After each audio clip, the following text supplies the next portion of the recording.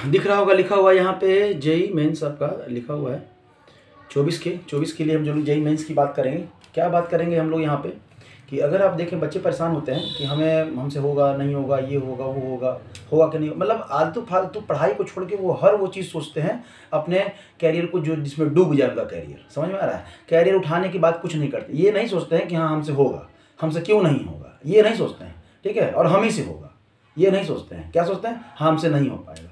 ये सोचने का समय नहीं है आपके पास। आप समझिए जनवरी में आपका एग्ज़ाम है, ठीक है, जनवरी को आप रिड्यूस कीजिए, आपके पास दिसंबर बचा है, नवंबर बचा है, थोड़ा सा अक्टूबर बचा है, मतलब 2-2.5 महीने हैं आपके पास। इस 2.5 महीने में वो करना क्या है, आप ओवरऑल देखेंगे तो जनवरी सेशन में जो आपका 99 परसेंटाइल जो आता है वो 120 और 130-40 के बीच में, 130 और 120 के बीच में, मतलब आपका 30 क्वेश्चन बनाना है आपको, 30 क्वेश्चन, मतलब 10-10 क्वेश्चन अगर आप सारे सब्जेक्ट में बना लिए 120 मार्क्स आ जाएगा। 120 मार्क्स आ जाएगा आपका 95 के ऊपर जाएगा परसेंटाइल। हम अभी 95 बोल रहे हैं, ऐसे आता है 95 से ऊपर परसेंटाइल की बात कर रहे हैं, ठीक है। मतलब क्या आप 10 क्वेश्चन भी नहीं बना सकते हैं, फिर बेकार तैयारी कर रहे हैं। आपके पास क्वेश्चन कितना है? 25 क्वेश्चन है एक चैप्टर, एक सब्जेक्ट में 25 क्वेश्चन। 75 क्वेश्चन में से आपको 30 क्वेश्चन सही कर रहे हैं। मेंस की बात कर रहे हैं, बड़ा बड़ा क्वेश्चन नहीं लगाइए, अभी बड़ा बड़ा क्वेश्चन लगाने का टाइम बिल्कुल नहीं है। अभी एडवांस का अगर क्वेश्चन आप बना रहे हैं तो आपसे बड़ा कोई नहीं है। समझ में आ रहा है? एडवांस का अभी मत लगाइए, आप सिर्फ और सिर्फ मेंस के पैटर्न को समझिए कि मेंस में क्या पूछा है। आपका 1 ऑप्शन वाला यहाँ क्वेश्चन है, कोई दिक्कत नहीं है, अच्छे से तैयारी कीजिए, आसानी से होगा। तैयारी कहाँ से करेंगे? सबसे पहले नीट प्रीवियस ईयर बनाइए। क्या बनाइए? नीट प्रीवियस ईयर क्वेश्चन आप बनाइए।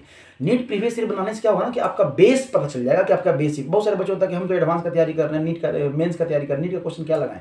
बेस वहीं से पता चलेगा कि आप अभी बेस आपका क्लियर है कि नहीं है। जब आपका बेस आपका नीट का क्वेश्चन आसानी से बनने लगा तब समझिए कि आप मेंस के लायक हैं, और तब मेंस वाला PYQ उठाइए और बनाना शुरू कीजिए, एक भी क्वेश्चन बचेगा नहीं। समझ में आ रहा है? मतलब मेंस और नीट को आप मान के चलिए कि ओवरऑल लगभग आपका जो है ना वो बराबर ही है। पैटर्न अलग है, क्योंकि नीट में न्यूमेरिकल क्वेश्चन ज़्यादा नहीं पूछा जाता है, आपके मेंस में न्यूमेरिकल क्वेश्चन पूछा जाता है, इसलिए वो पैटर्न अलग है। लेवल ज़्यादा कुछ अंतर नहीं है थ्योरेटिकल की अगर हम लोग बात करें तब, ठीक है। इसलिए कोशिश कीजिए, समय बहुत है, अभी भी 2.5 महीना अगर अच्छे से आप कायदे से बैठ गए ना, ठीक है। 3 चीज़, सबसे पहला क्या? रिवीजन, और ज़बरदस्त तरीके से रिवीजन, ठीक है। उसका फार्मूला, उसका भी रिवीजन, और ज़बरदस्त तरीके से रिवीजन, लिख कर रिवीजन। ज़बरदस्त तरीके से बोलने का मतलब लिख कर, कुछ भी करेंगे क्या करेंगे? लिख कर करेंगे, ठीक है। और तब है आपका पंक्चुअलिटी, कि अगर हमको 8 घंटे पढ़ना है तो पढ़ना है। हम एक सब्जेक्ट पे अगर 3 घंटा दे रहे हैं, 3 कोशिश करें। हाँ, एक आध सब्जेक्ट ऊपर नीचे आप जा सकता है अपने हिसाब से। हम स्टार्टिंग में आज से 6 महीना पहले ही बोले थे कि आप किसी भी 2 सब्जेक्ट को आप है ना स्ट्रॉन्ग कीजिए, किसी भी 2 सब्जेक्ट को कोशिश कीजिए। हमारा ये बाकी ये आपका अपना है, कोशिश कीजिए। हमारे पॉइंट ऑफ व्यू से अगर देखेंगे तो आप अगर फिजिक्स और केमिस्ट्री को स्ट्रॉन्ग करें तो ये आपके लिए बेनिफिशियल होगा, ठीक है। अगर मैथ और फिजिक्स में लग गए तो टाइम कंज्यूमिंग है और चांस थोड़ा कम है आपका कि मैथ में आप ज़्यादा स्कोर कर पाएंगे, ठीक है। मेंस में तो कर भी लेंगे, आगे एडवांस में नहीं कर पाएंगे। चलिए हम लोग मेंस की बात कर रहे हैं, तो मेंस के लिए अगर आप देखा जाए तो आप कर सकते हैं, लेकिन अगर आप केमिस्ट्री और फिजिक्स को लेकर चलें तो आप ज़्यादा नंबर ला पाएंगे। मतलब एकदम श्योर है कि आपका 99% से ऊपर आएगा अगर आप 40 क्वेश्चन आप कर दिए तब। समझ में आ रहा है? 100% ये जनवरी वाले सेशन की बात कर रहे हैं कि जनवरी वाले में जैसे ही आप अप्रैल वाला देंगे, अप्रैल मई में जो आपका एग्जाम होगा, जो रिजल्ट होगा, चूंकि वहाँ बच्चे 12th वाले भी वहाँ आ जाएंगे और बहुत अच्छे से तैयारी करके आते हैं, 2 महीने जबरदस्त तरीके से रगड़ते हैं अपने आप को। और तब क्या होता है कि यही कटअप जो अभी आपका मेंस का 95 परसेंटाइल से जो ऊपर जो 120 नंबर पे ही आ जा रहा था, वो 140 से ऊपर नंबर पे आ रहा है, 140 नंबर पे, 150 नंबर पे, 160, मतलब 160 ओवरऑल मान के चलिए 150 से 160 के बीच में। तो ये 20-25 क्वेश्चन का अंतर है। आपके पास जनवरी का ही टाइम है आपका अच्छा स्कोर कर देने का मेंस में अच्छा स्कोर हो गया एकदम छोड़ दीजिए और जनवरी से फिर लग जाइए आप किसके लिए? एडवांस के लिए, सीधा एडवांस के लिए। फिर मेंस देने का क्या मतलब बनता है? जब आपका 99 या ऑलमोस्ट उसके बराबर आ ही गया है तो NIT तो अच्छा से ऐसा ही मिल जाएगा। समझ में आ रहा है? तो इस तरह से अपने आप को प्रॉपर वे में ढालें। समझ में आया? कोई दिक्कत? अभी भी बहुत टाइम है, हमारे हिसाब से बहुत टाइम है। बाकी आप कितने अपने आप को पंक्चुअल तरीके में कर पा रहे हैं ये आपके ऊपर डिपेंड करता है। लेकिन कमज़ोर अपने आप को कभी नहीं समझना है। शक्ति की पूजा हो रही है अभी। क्या हो रही है? अभी जो समय चल रहा है, दशहरा का समय चल रहा है और हर लोग अपनी आस्था से अलग अलग तरीके से पूजा कर रहे हैं। कोई फलाहार रहते हैं, कोई पानी पे रहते हैं, कोई पानी भी नहीं पीते हैं, ऐसे ही पड़े हुए हैं, कलश रखे हुए हैं, बिना उठना पुछना कुछ नहीं कर रहे हैं।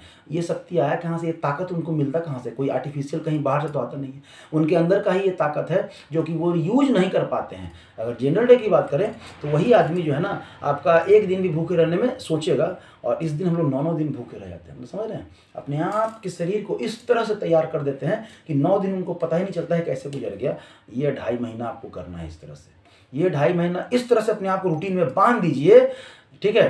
अब कमरे में बंद तो नहीं करने के लिए कहेंगे, कमरे में बंद मत कीजिए, लेकिन इस तरह से अपने आप को काट दीजिए अपने इन्वायरमेंट से, अगल बगल के इन्वायरमेंट से, कि पता ही नहीं चले कि आप हैं।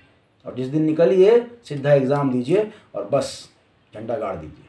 समझ में आ रहा है। हमारा इस तरह से करें तब होगा, नहीं तो फिर वही है, आप सबके साथ चलेंगे अच्छा तो लगेगा कि हम सबसे बात कर रहे हैं और सबके साथ हम फ्रेंडली भी, और सब हमसे अच्छा बात भी कर रहा है, लेकिन यही आदमी जब आपका रिजल्ट नहीं होगा ना तो आपको ताना मारेगा, और उस ताना को आप बर्दाश्त नहीं कर पाए। ताना इन द सेंस कि आपका उपहास हुआएगा, ठीक है, आपको डिमोरलाइज करेगा, आपको अंडर एस्टिमेट करेगा, तब उस समय आपको बहुत बुरा लगेगा।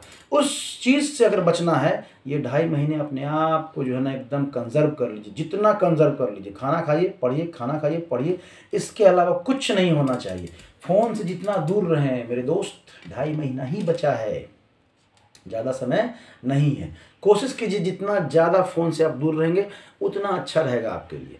नहीं तो ठीक है, करिए, आपका लाइफ है, आपका मन ताना सुनना है तो करिए, और अच्छे से ताना देने वाले खूब देंगे ना, बोलेंगे अरे नहीं हम जान रहे थे ना, इससे तो होगा ही नहीं, ये तो झूठ मूठ का पैसा बर्बाद कर रहा है, ये तो है ही नहीं, दुनिया भर का ताना। लेकिन जिस दिन आपका रिजल्ट हुआ ना, आप बता रहे हैं, वही ताना देने वाले के सामने आप बोलना नहीं है, बोल कर आप उनको जवाब मत दीजिए, अपने रिजल्ट से जवाब दीजिए। बोल के कितना बहस करेंगे और किस किस के आप जुबान पे ताला लगाएंगे या किस किस को चुप करवा पाएंगे, समझ में आ रहा है।